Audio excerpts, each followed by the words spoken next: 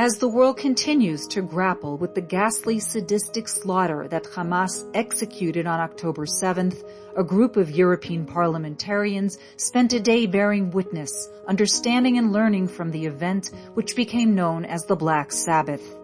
They saw the tragedy unravel through the various stops along the way as they headed to the southern border. Behind me is the forensics operation where many on October 7th who were murdered, their bodies and remains are here that are unidentified.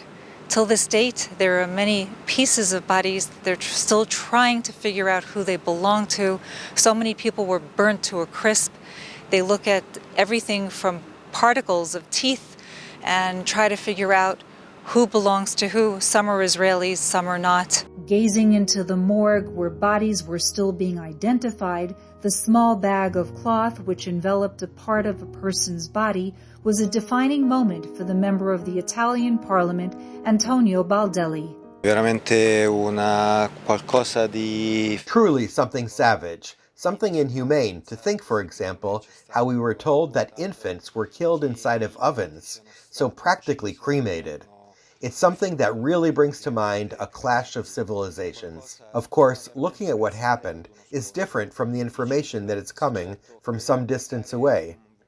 Being here and seeing these dead bodies gives an account of the situation, as well as visiting the country, a country that is at a standstill with an economy that can no longer function, because over 400,000 reservists have been called up. So it's a state under siege, and unacceptable barbarities have been committed. Next stop was Sderot, a city no stranger to ongoing rocket fire and filled shelters. Behind me lies an empty lot, the area where once stood a police station, where many policemen lost their lives on October 7th, here in Sderot. There was a standoff for over 20 hours, and many hostages were taken, many people were murdered. Sderot is fairly empty. 35,000 people who live here normally. There are only 2,000 that remain at the moment. And with no sign in sight that they're going to be coming back anytime soon. The day moved on with a stop at the city's control center, where the parliamentarians were shown the footage of the terrorists who entered Sderot, killing innocent people in their path. Yes, I was very impressed from this witness because we didn't know how many fighters came from Gaza Strip. So many, more than 1,000.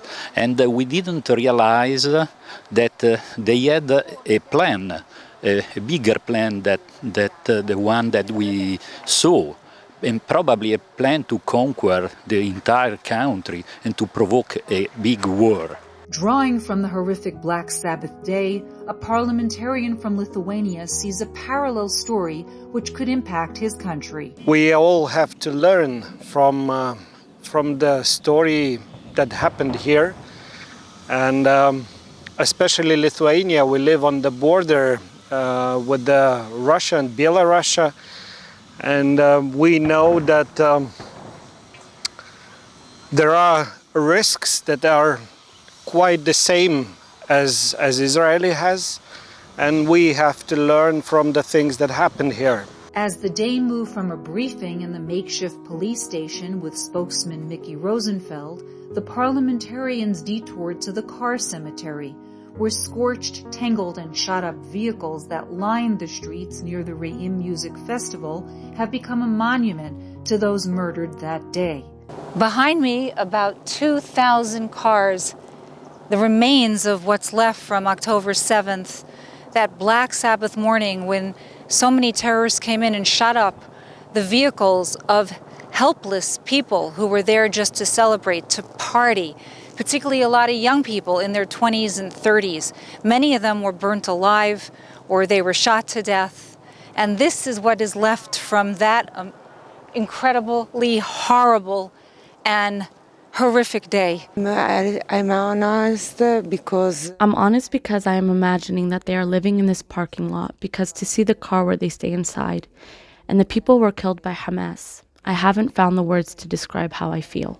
The rabbinate had a state that they had to bury some of these cars literally because there were bodies in them and they didn't know another way to give a proper burial to some of the people who were burnt to death here. First of all, the most important thing is to come and see with my own eyes, and it's a testimony of what's happened, and to bring that back home, because we know that the war is not just the missiles and bullets, and not just the soldiers. It's this. At the same time, it's the information war that terrorists are trying, to mislead people, to deny some things, that to tell that it didn't happen. When asked what advice can be given, lessons learned. What happened here, when people were locked inside their homes and were killed by terrorists who came to their door, what we try to do in Lithuania, we are changing legislation to allow some people, some military people, riflemen, to keep guns at home, just to protect themselves if something like that would happen in our country. So it's a lesson that we have to learn, especially the countries living on the border with the countries that are not, let's say, peaceful, not friendly oriented to us. The final destination was the remains of a once vibrant kibbutz. The blackened walls, remains of shattered lives, the remnants of a community that thrived, was seen as we passed a lifeless orange tree whose fruits were barely holding on. This is Kibbutz Kfar Aza. Israel and his wife were held up, barricaded in their shelter as Hamas used their home as a shooting range to kill the young people who lived in a street that was in direct view of his home. House by house, lining both sides of the street, homes were destroyed, and one by one, people were murdered. All signs of life gone. Israel has lived on the kibbutz for 30 years. His in-laws helped build the kibbutz. My wife is the third child born in this kibbutz.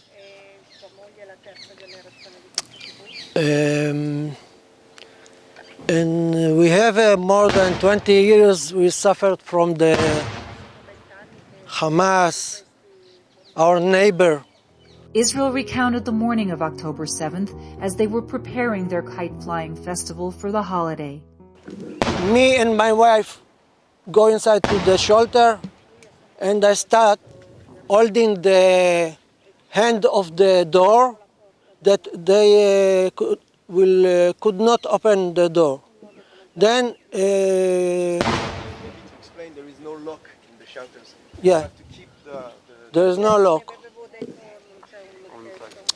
We have to hold it and fight against the terrors. So my wife came to help me to hold the hand of the door, and they shout of us in Arab.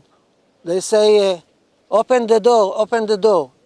In Arab it's called افتح الباب, افتح الباب. We sit quietly, and we didn't say anything, and we have a luck. They leave the end of the door, but they stay in my house. They make my house a war room. They was in my roof and see everyone here, and they just shoot them from my house. Because that I feel I'm guilty that they could see from here, and who came from here couldn't see them. Israel passed many homes that day. He showed the parliamentarians his beloved kibbutz.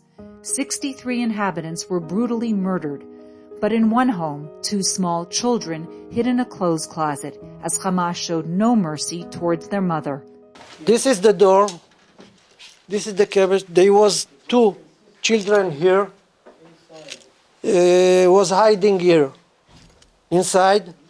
The door was closed, something like this, and the terrorists didn't see them. So,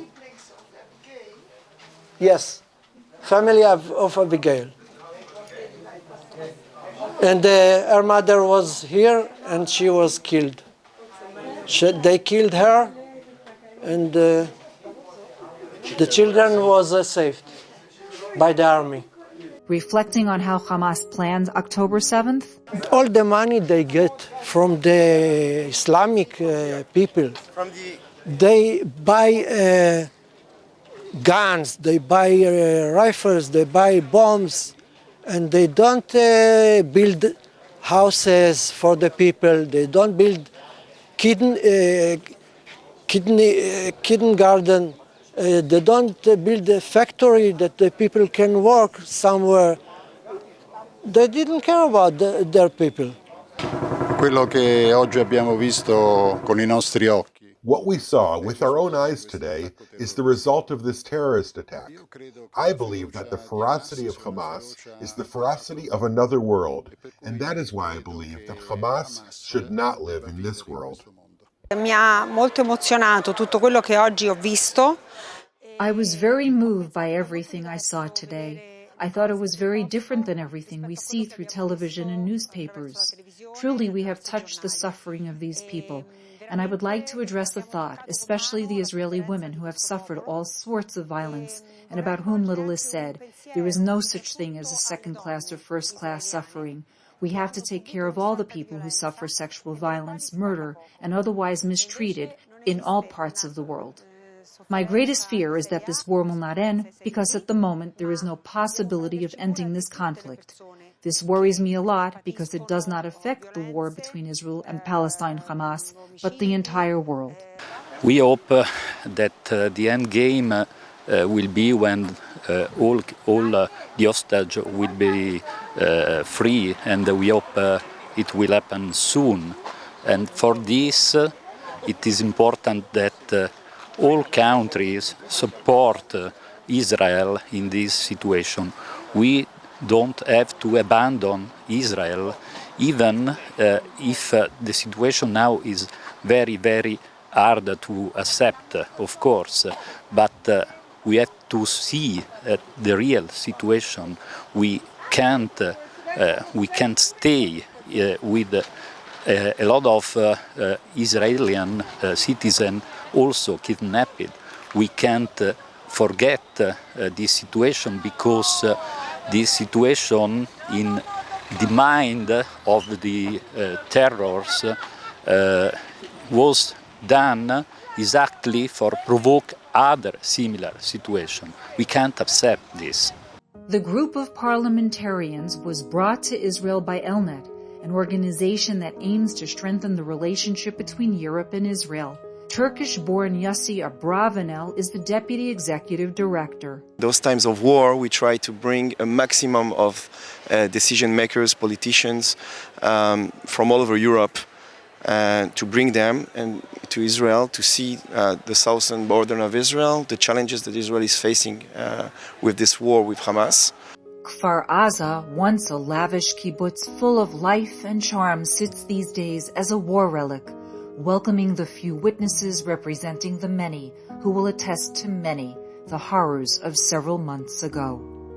I must to come back. My father and my mother-in-law, they built this place.